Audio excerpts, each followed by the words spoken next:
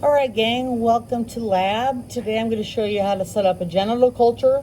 Now, today I have a sample in a broth, but usually what we'll get for a genital culture is a swab of some sort, and usually it's going to be a urethral swab in males or an endocervical swab in females. So what I want to make sure to do is to label all my plates, and I want to make sure that I have a blood auger, some sort of an auger for enterics, and this happens to be an XLD.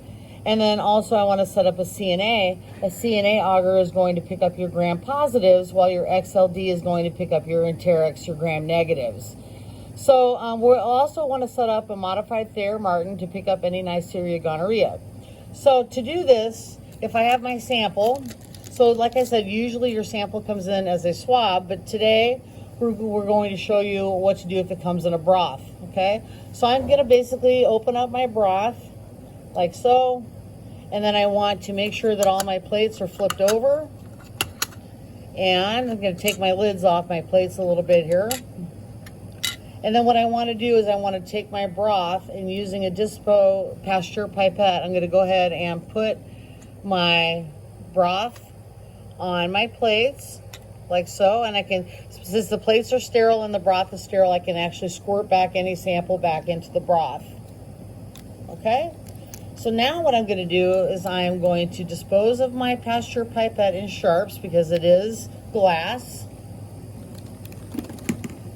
And then I'm going to put my lids back on, and I'm going to start up my incinerator. And in my case, it's going to be a Bunsen burner, but you guys would be using incinerators like so. And then I just want to go ahead and get my sample struck out on my plates. So I'm going to go ahead and flame my loops. You guys would use an incinerator to sterilize your loops, but I want to get my loops all sterilized. And then what I want to do is I want to streak my plates off for isolation. So to do this, I can actually use 2 loops.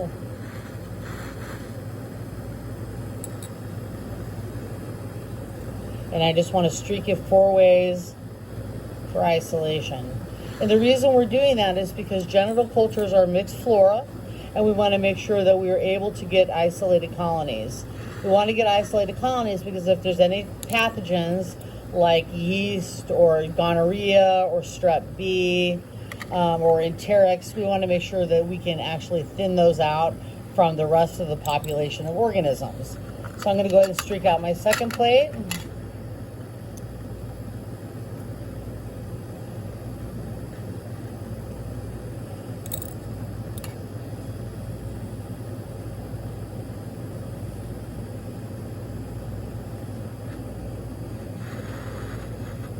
And you'll notice that I'm flaming in between my streaks because I want to get those isolated colonies. And then finally I'll do my last plate.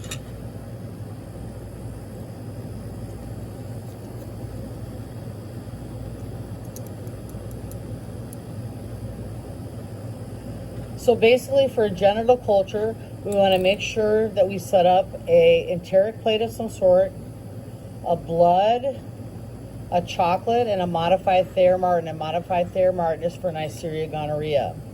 So that's it. That's how we set up a genital culture, and I basically struck out all my plates, and now my plates are going to go in the incubator.